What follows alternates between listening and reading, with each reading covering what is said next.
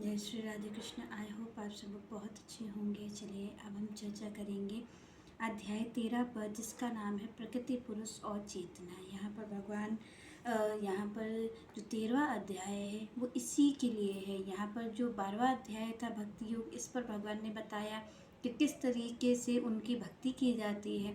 और जो 13वां अध्याय है वो 13वां अध्याय यही बताएगा कि प्रकृति कौन प्रकृति है, क्योंकि यहाँ पर भगवान ने बताया प्रकृति क्या है और पुरुष क्या है। पुरुष मतलब जो जीव है वो कौन है, वो तथा चेतना, तो इसका यही नाम है। तो यहाँ से ही पता चलता है कि भगवान इस पर किस चीज़ की चर्चा करने वाले हैं। तो यहाँ पर सबसे पहले ये जानना जरूरी है, जब कोई भक्ति करे तो भगवान ने यहाँ पर बताया कि सबसे, क्योंकि आप और हम क्या करते हैं, हम भगवान को जानने का प्रयास करते हैं कि श्री कृष्ण कौन है। पर यहाँ पर श्री कृष्ण कहते हैं कि सबसे पहले आपको अपने आप को जानना चाहिए कि हम कौन हैं।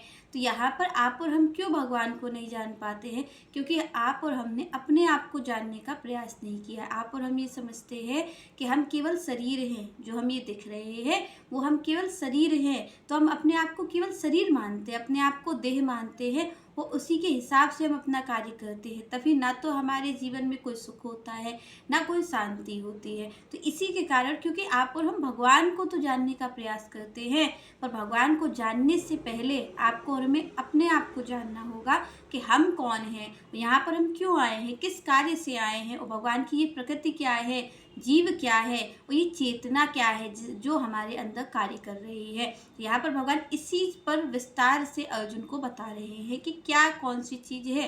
तो अर्जुन का प्रश्न होता है सबसे पहले भगवान से कि क्या होती है प्रकृति, क्योंकि यहाँ पर पूछ रहे हैं अर्जुन। तो अर्जुन ने सबसे पहले पूछा भगवान से, प्रकृतं पुरुषं चैव क्षेत्रं क्षेत्रज्ञ मयमेव च एतात्विदित्तमिच्छामि ज्ञानं ज्ञेयं च केशव। तो अर्जुन ने सबसे पहले पूछा कि प्रकृतम, प्रकृति क्या है। तो यहाँ पर अर्जुन पूछते प्रकृतम, फिर दूसरी बात पूछते हैं अर्जुन, प्रकृतम पुरुषं च एव क्षेत्रं क्षेत्रं क्षेत्रं क्षेत्रज्ञम एव च एतत् वेदितम् इच्छामि ज्ञानम ज्ञेयम च केशव। यहाँ पर उन्होंने पूछा कि आखिर ये क्या होता है, ये क्षेत्र क्या होता है। यहाँ पर सबसे पहले अर्जुन पूछ रहे हैं कि प्रकृति क्या है, पुरुष क्या है, और क्षेत्र क्या होता है, और क्षेत्रज्ञ क्या होता है। तो यहाँ पर अर्जुन ने पूछा इन सवालों से कि आखिर ये क्या चीज़ होती है, मैं क्या जानूँ, प्रकृति क्या चीज़ है, और ये क्षेत्रज्ञ क्या है, क्षेत्र क्या चीज़ होती है। तो यहाँ पर अर्जुन ने ये प्रश्न भगवान से किया कि मैं इस जानने का इच्छा में, यहाँ पर अर्जुन कहते हैं कि मैं इन सब चीज़ों को जानने का इच्छुक हूँ कि ज्ञान क्या होता है। तो यहाँ पर अर्जुन ने इन प्रश्नों से शुरू किया कि मैं ये जानने का इच्छुक हूँ। तो आगे श्री कृष्ण कहते हैं, इदं शरीरं कौन्तेय क्षेत्र मिथ्या अभियते एतो वेत्ति ता प्राहु क्षेत्रज्ञ इति तन्त्रितम्। यहाँ पर भगवान ने कहा, पहले अर्जुन के सवालों से शुरू हुआ ये अध्याय कि अर्जुन पूछते हैं कि आखिर क्या होता है क्षेत्र, क्षेत्रज्ञ क्या होता है, ज्ञान क्या होता है। तो उन्होंने कहा मैं ये जानने का इच्छुक हूँ कि ये प्रकृति क्या है आपकी, क्या चेतना होती है। तो यहाँ पर जब इन प्रश्नों से अर्जुन शुरू करते हैं तो यहाँ पर वो ये कहते हैं कि मैं ये जानने का इच्छुक हूँ। मतलब अर्जुन कहीं ना कहीं ये जानना चाह रहे हैं कि मैं कौन हूँ, आप मेरे बारे में विस्तार से बताइए, क्योंकि आप और हम में अपना ही परिचय नहीं है, इसीलिए हमें भगवान का भी परिचय नहीं हो पाता है। तो सबसे पहले भगवान ने क्या कहा, श्री कृष्ण कहते हैं कि क्या है क्षेत्र और क्या है क्षेत्रज्ञ। तो यहाँ पर श्री कृष्ण ने कहा, इदम शरीरम कौन्तेय क्षेत्र मित्य अधीयते एतो वित्ति न प्राहु क्षेत्रज्ञ इति तन्त्रितः। तो भगवान ने कहा कि ये क्षेत्र क्या चीज़ है। तो भगवान कहते हैं ये जो शरीर है यही क्षेत्र है। तो यहाँ पर शरीर को क्या कह रहे हैं भगवान, भगवान यहाँ पर कहते हैं इदम शरीर कौन्तेय क्षेत्र मित्य अधीयते। भगवान ने कहा कि ये जो शरीर है यही जो है ये क्षेत्र है, और इसको जानने वाला, जो इसको जान लेता है उसे ही क्षेत्रज्ञ कहा जाता है। श्री कृष्ण ने कहा जो इसको जान लेता है कि कौन है ये, उसे ही क्षेत्रज्ञ कहा जाता है। क्योंकि ये जो आप और हम सुनते हैं तो ये क्या है, ये कर्म भूमि है। आप और हम कहते हैं ये कर्म भूमि है।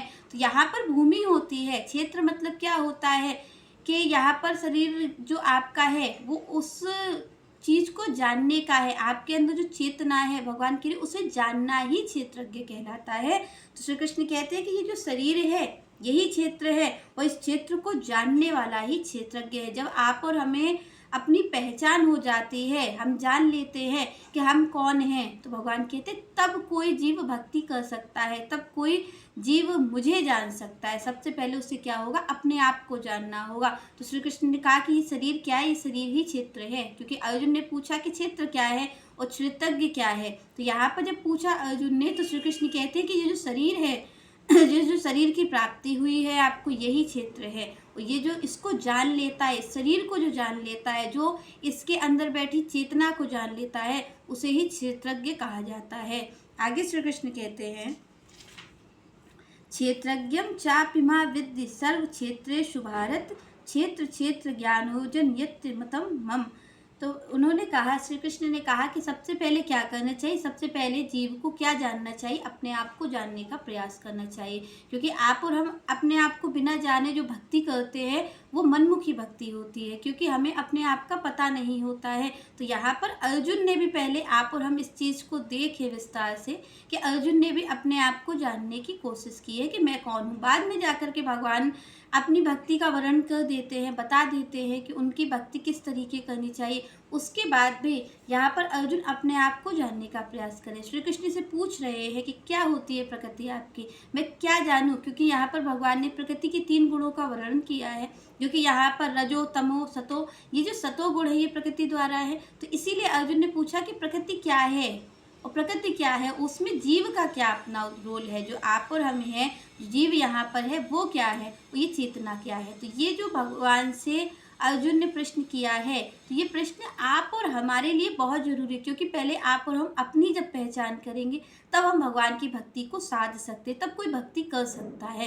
क्योंकि आप और हम जब तक अपने आप को शरीर माने रहेंगे तब तक उनकी भक्ति कैसे की जा सकती है जो शरीर के परे हैं। जब तक हम अपने आप को ही ये मानेंगे कि हम साधारण जीव हैं, तब तक उनकी भक्ति कैसे की जाती है जो प्रकृति के भी परे है। क्योंकि आपको पता है भगवान कौन है, भगवान श्री कृष्ण प्रकृति के भी परे है, उन्हें तीनों गुणों में से कोई गुण नहीं बांधता, न सतो गुण, न रजो गुण, न तमो गुण। और आप और हम जो हैं वो इस प्रकृति के अधीन हैं। भगवान यहाँ पर कहते हैं कि जो जीव है वो इस प्रकृति के अधीन है, उसे प्रकृति के इन तीनों गुणों में से एक गुणों में भी वो बरत रहा है। उसका जो स्वभाव है वो प्रकृति से ही तो हुआ है, प्रकृति से ही तो, क्योंकि आप और हम किससे बने हैं, पंच तत्व से बने हैं। तो ये जो हमारा गुण है, तो या तो किसी में सतो गुण है, या रजो गुण है, या तमो गुण है, तो ये प्रकृति द्वारा ही दिया हुआ है। यहाँ पर श्री कृष्ण बता रहे हैं कि आप और हम केवल जीव नहीं है, हमारे अंदर जो चेतना है उसका भी ज्ञान श्री कृष्ण इस अध्याय में दे रहे हैं। तो ये अध्याय आप और हमारे लिए बहुत जरूरी है और इसे बहुत ही हमें सुनना है सावधानी से, जिससे कि श्री कृष्ण क्या कह रहे हैं, क्योंकि प्रकृति के जो परे हैं वही इस प्रकृति को बता सकते हैं। क्योंकि आप और हम तो अपने आप को एक जीव ही समझते हैं। तो यहाँ पर श्री कृष्ण विस्तार से इस अध्याय में बताएंगे। चलिए नेक्स्ट चर्चा हम नेक्स्ट वीडियो में करेंगे। तब तक के लिए जय श्री राधे।